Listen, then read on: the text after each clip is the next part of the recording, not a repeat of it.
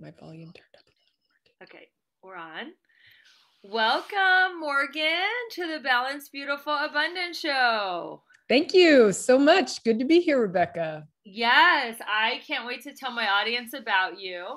So, Morgan is a dance based trauma recovery coach, and she is someone who supports women to reclaim, transform, and express their unique inner beauty, which is perfect because you're on the Balanced, Beautiful, Abundant Show.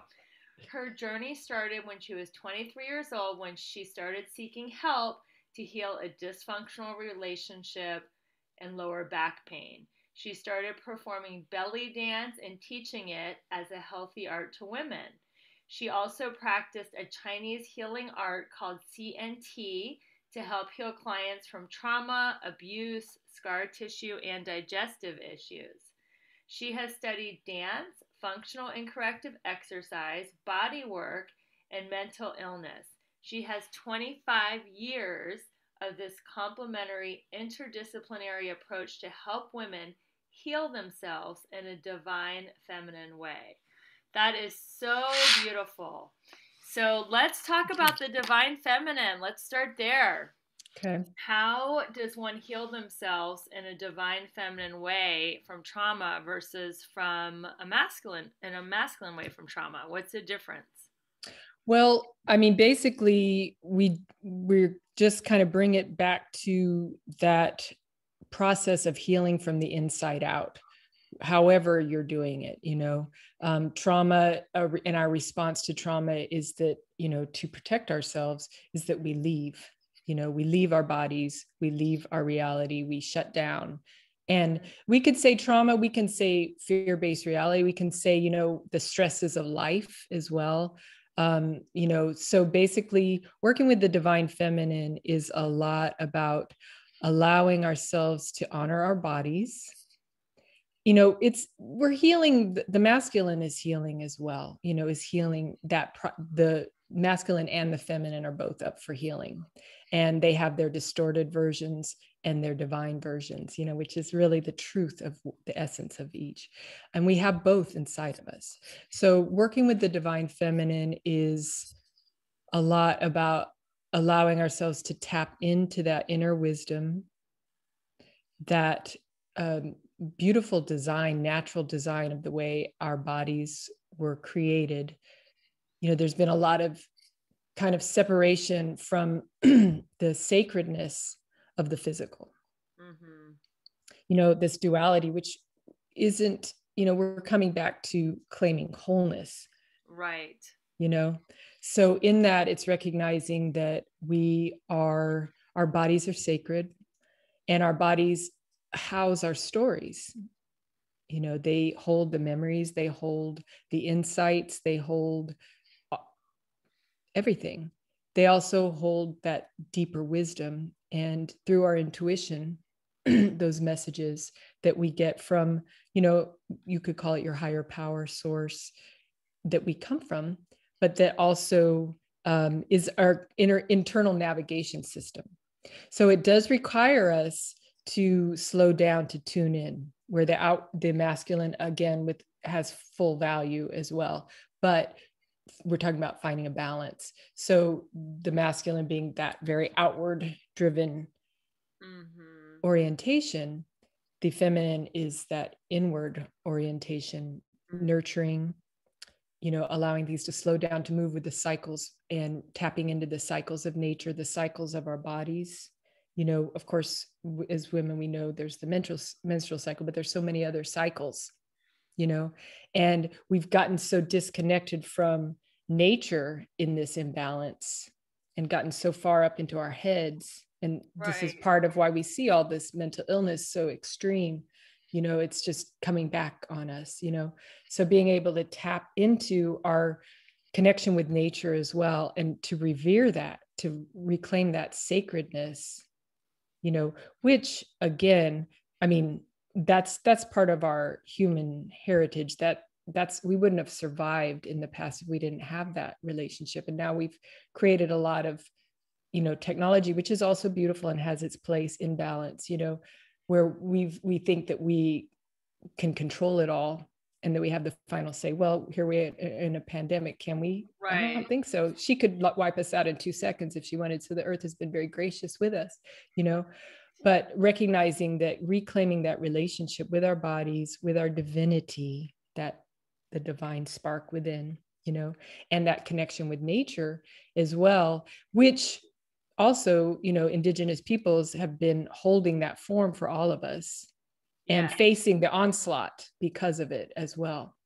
you I know. love what you said about the cycles of nature, because nature isn't in constant bloom. You know, there's Mm-hmm. periods Yes. of letting go in the fall, and then hibernation in the winter, just very still and quiet and resting, and then the exuberant spring. And I mean, I love that. And I think it's very intuitive Mm-hmm. to get in touch with nature. But the masculine, as you're explaining, is just like go, go, go, go, go all the time. And that's really toxic for everyone, but especially women, because we weren't designed just to like go a million miles a minute. And I think that's one of the great things that has happened out of COVID Mm-hmm. is it's Yes. forced everyone to kind of settle down and reflect. And some people were running from trauma, so it's been actually really painful. And alcohol rates have gone up, divorce rates have gone up, like, because people have nowhere to run, nowhere to hide. Right. They just have to sit with their pain and with their trauma. So how does someone move through it? Let's say that they've never done any healing or trauma work. They're listening to this podcast and they've been sitting at home, you know, with their pain and their trauma, and they're online shopping and they're drinking and they're swiping and doing all the things to numb it. And then they decide, you know what? I've heard this podcast and Morgyn makes a lot of sense and I want to start healing it. Where would they Mm-hmm. start? Yeah. So this present moment is the perfect time, of course. And I just want to say hello to everybody and anybody who is in that place. And I have definitely been there. And I've been there in many different places, many different kind of layers of that. You know, it's a kind of a waking up process. And, you know, the first thing that I will say about that is that this is about love. Mm, beautiful. This is about self-love. This is about the fact that love is guiding this. Love creates that awakening. It can happen through a traumatic situation, difficulty, you know, that, but whatever is calling us to say, wait a minute, I can't take this anymore. Something needs to change. That is the voice of love that says, I deserve better. You deserve better. Something, something has to change. Again, um, so really recognizing that, you know, even if you don't even know what that means exactly or how that looks, we never really know all the details anyway, you know, but Yes. it's making that decision. Yes, I need to bring in that love, you know, I need to accept that love and start learning how to fill that void, fill that pain, address that pain, which can be emotional, it can be mental, it can be physical, it can be spiritual, it can be all of those, because really we're so multifaceted. These things, there is no one kind of facet. When we have physical pain, there's emotional, there are different layers, you know. So recognizing that whatever we've been doing to distract has always been about trying to find that love. Yes. Whatever we're doing, whatever outside kind of focus we're clinging to, whether it's, you know, a relationship distraction that, you know, it's never really loving, so you're always in the drama of it, or, you know, there's just so many layers. We know all the different addictions, all the different distractions, you know, that all of that is really a search for love, to I fill love us that. ourselves with love. Yeah, because that's what we come from. That's where we thrive. You can call it, like they say in 12-step groups, which I'm a member of three different ones, Yeah. that nothing can fill that God-sized hole in your heart except God. It's not going to be with online shopping or swiping or, you know, a dysfunctional relationship that's distracting you from your pain. it's a God-sized whole, and to me God is love. So I love that you're saying what it is just an awareness of a lack of love. So the outside stuff's not going to do it. It might do it for 5 minutes, but then you'll need more, more, more, more, more. So how do people use music and dance and percussion and the healing arts and all the great things you've been studying for the last 25 years? How can that start the healing process? So beyond that decision, part of it is also recognizing that we do need tools. We do need physical tools. We do need to create habits that are going to be supportive as well. It's not really a catch as catch can. It's not a quick fix. We can find relief in the moment for sure. You can halt some very serious stuff in the moment by showing up these tools, some of these tools, but it is a process. So it's recognizing you're going to be working, and you're going to get stronger in that process. So a really pivotal place with that is starting with learning to ground yourself, learning to be present in the moment. Again, because the present moment can be really painful when we've got a lot of inside going on.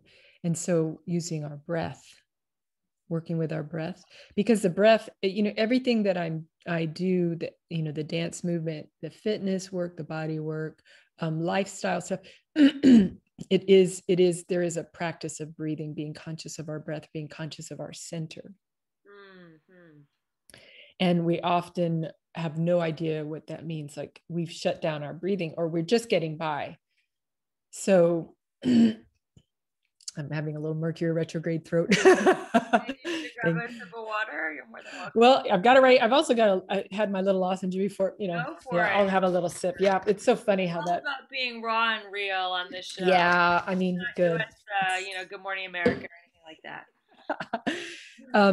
But yeah, learning to kind of tap into our bodies and recognize that our nervous system, that agitation, that difficulty focusing, the mood swings, the feeling kind of out of your body, anxiety, panic, all of those things. There are more than that too, aches and pains in the body. That those are all can be very connected to being shut down from our breath. So if you feel like you're asking yourself, what does that even mean? I don't even notice that I breathe, then most likely, like all of us, because at one point in our lives at a very young age, we started to stop kind of getting that full breath. Giving ourselves that full breath. But what that does, all of that still reflects our nervous system.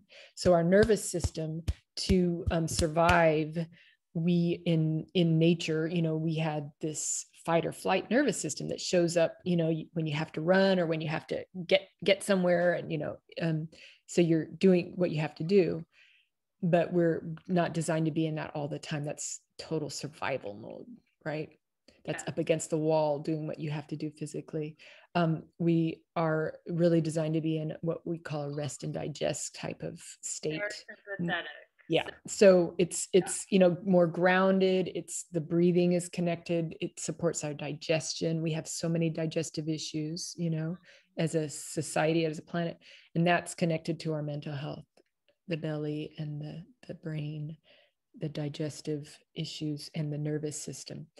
So being in our breath, learning to start to tap into that breath, going down to the low belly, down to the belly button and below, and filling and emptying, that ebb and flow, starting to practice that and knowing that is going to start to recalibrate or rework the nervous system in time. Our society and our planet is on overdrive. Yes. That is not doing the masculine any favors, because the masculine, that's just the out of balance masculine. That's not the essence of the masculine either. What is the essence?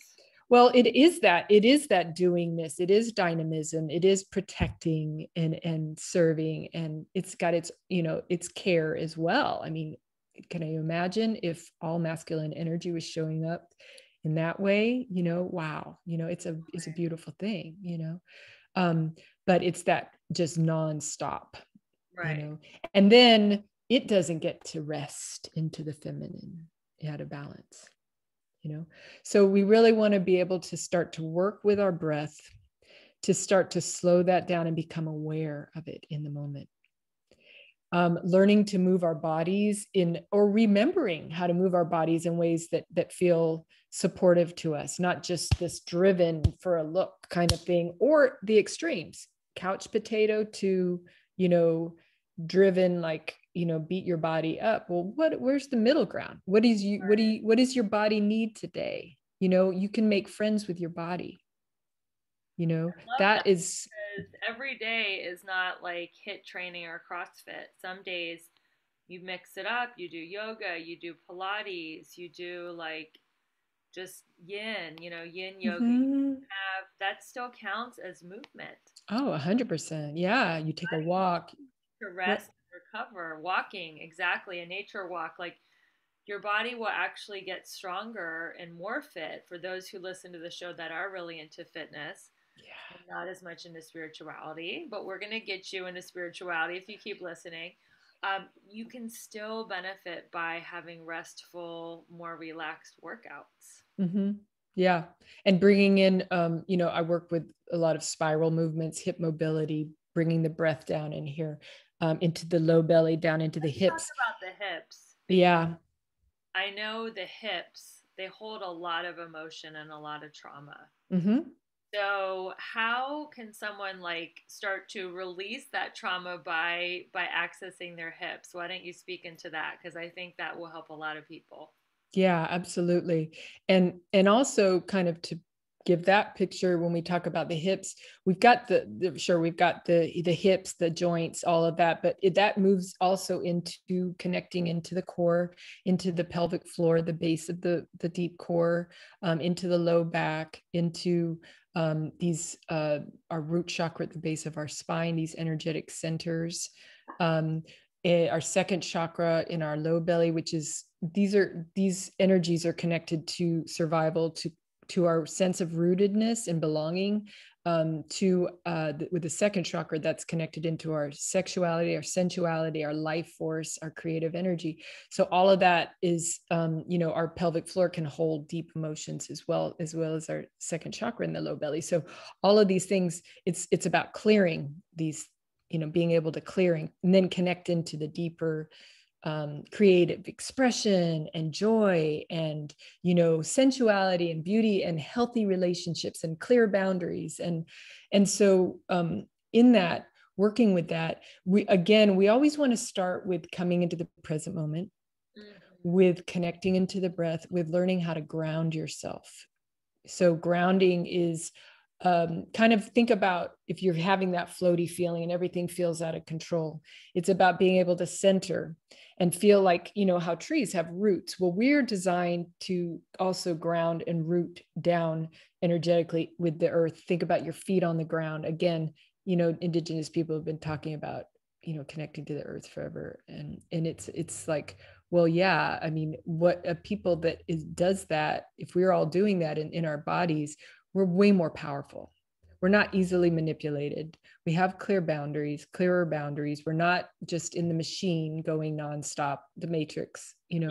that's dangerous to anybody that wants to control, or keep you just buying and consuming and, all those things out of balance and keep us fighting with each other and fighting with ourselves. And let's find some peace. So we want to ground. And that is, you can, with your breath, doing that slow inhale, that slow exhale. And then from the base of your spine, sending that in your mind, sending that cord like a rope or a root down from the base of your spine and the soles of your feet down, send it down into the center. And then imagine it as an anchor, rooting you.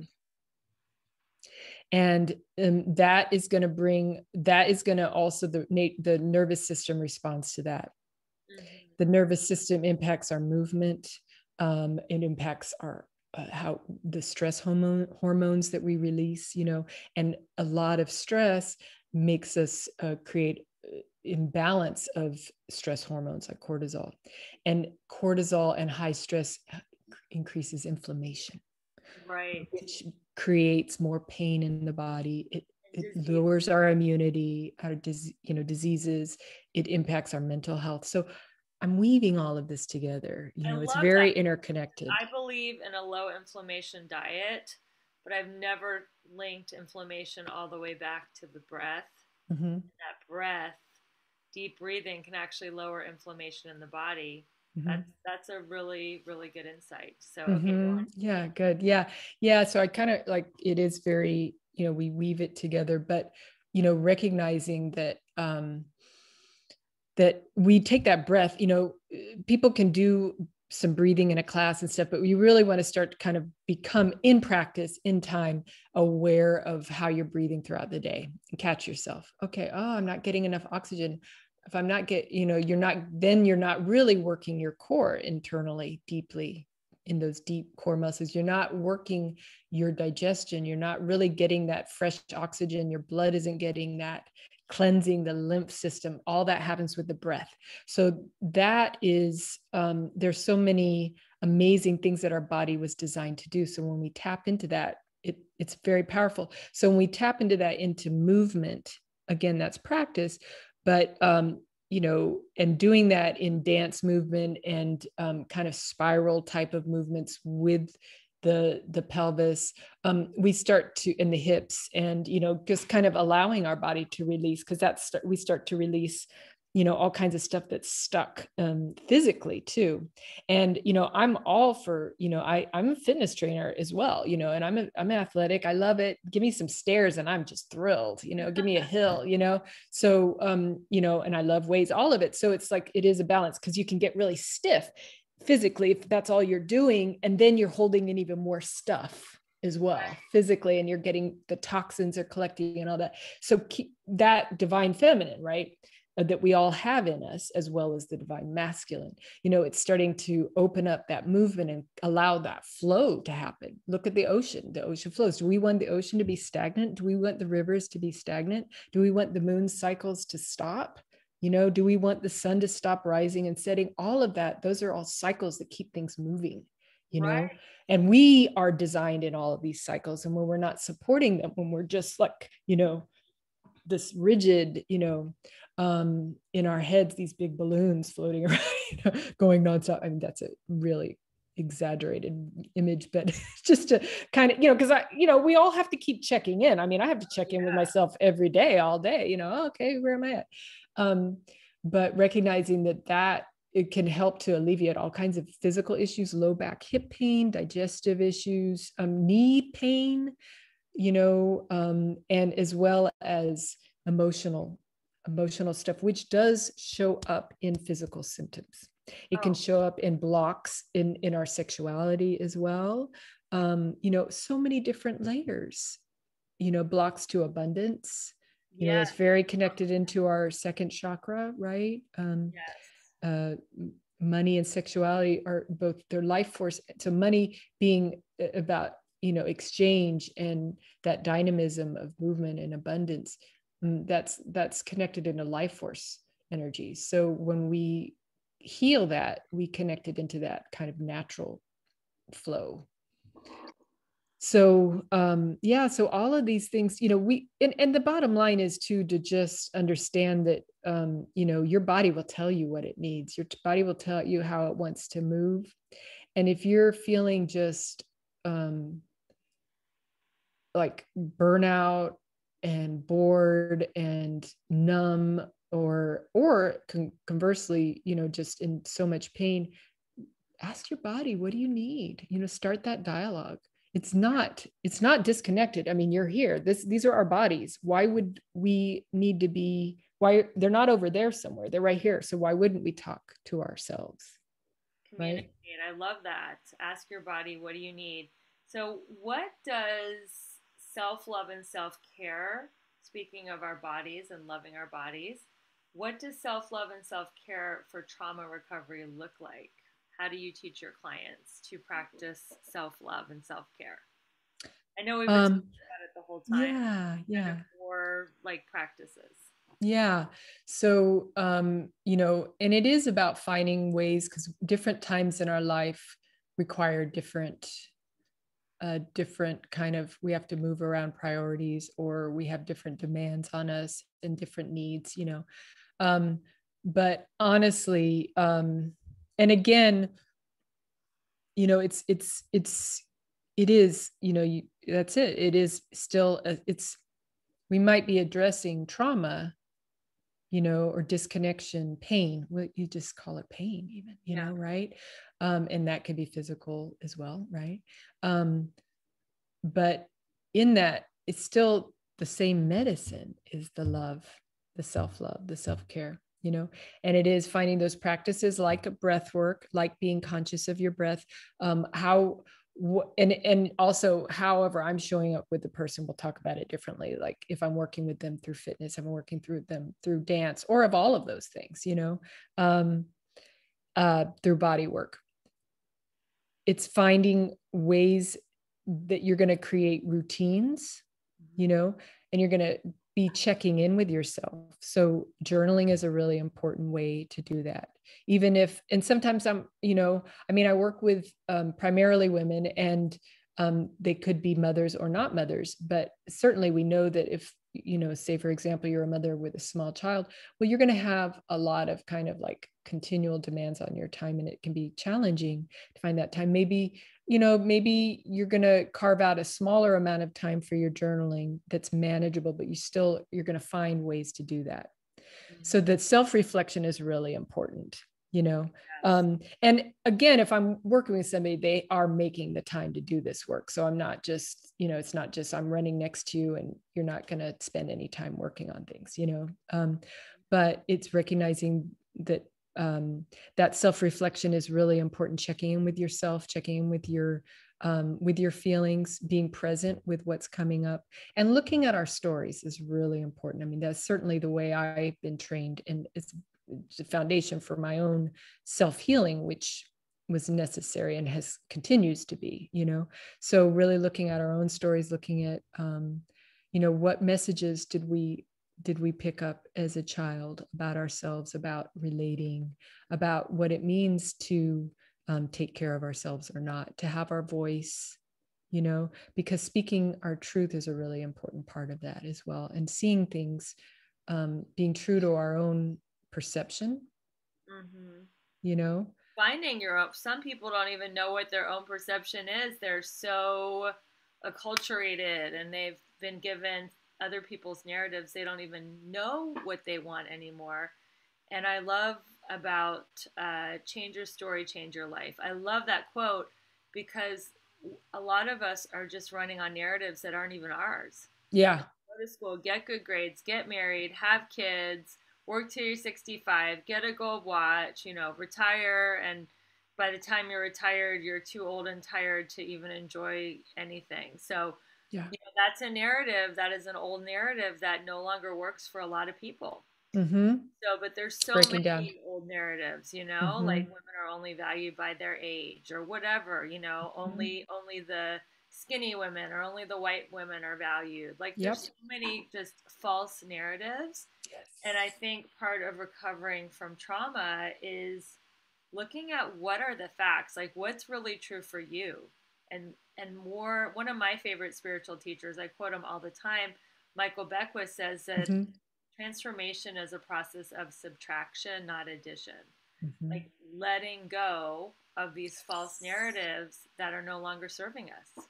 Yes, exactly. And that is definitely a process, because we're looking at family, we're looking at what are the messages in society, what are the messages in different groups that we are a part of, on different levels, and finding your own truth. And, that is, and from, coming from where I come from and what I do, that is about that dialogue, having a spiritual practice, whether you have a particular religion or not. That's, I respect whatever people's, beliefs are in that way.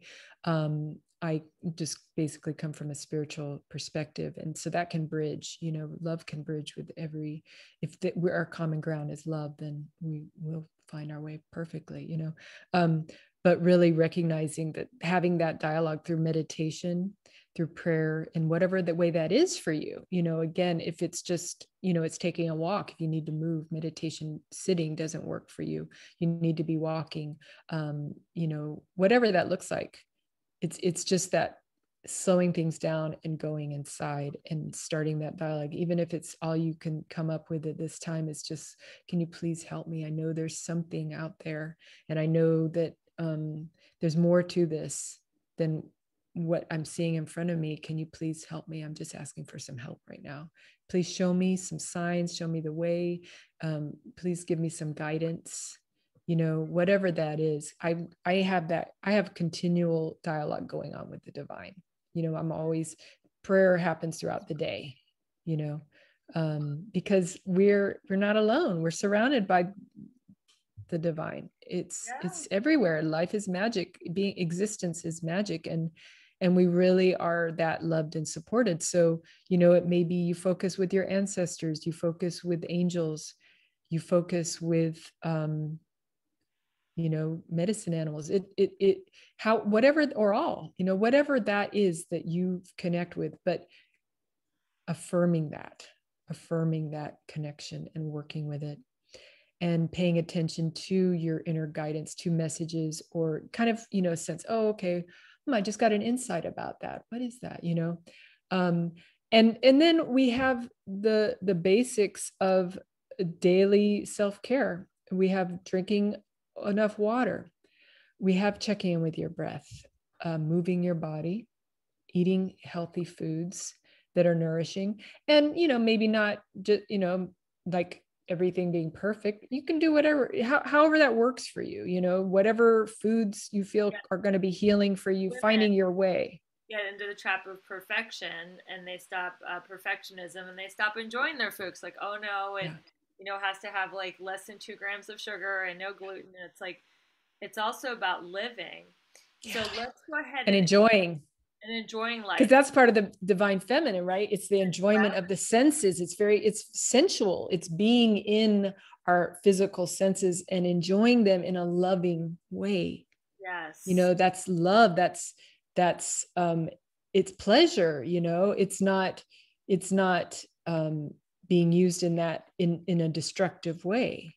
And pleasure is a good thing. It's not a bad thing. It's not like you have a piece of chocolate and beat yourself up. It's like, oh, that was a divine piece of chocolate. And exactly.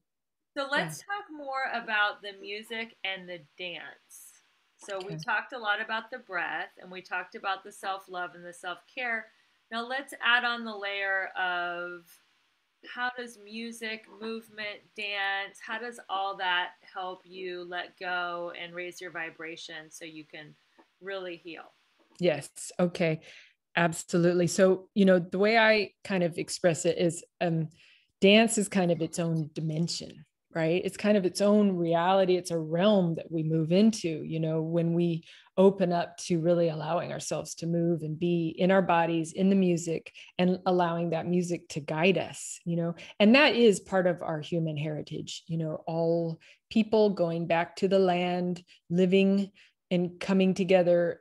There's music, there's rhythm, there's movement, there's celebration, there's ritual, there is, connection. And so, yes, again, being physical beings. And so in that, there's a healing that can happen, by, again, coming into that space of allowing yourself to connect into the music, into the rhythm.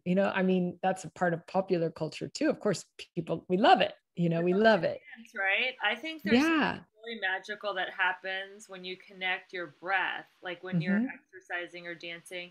Yes. You sync up your breath to the music. Yes. And you sync up your movements to the beat of the music, and you kind of like become one with the universe through movement and music and breath. Yeah.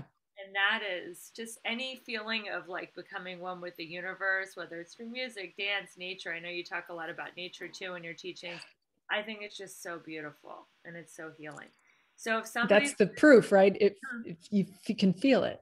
you can feel your state change. So Tony Robbins talks about getting in state, and that's through movement, that's through music.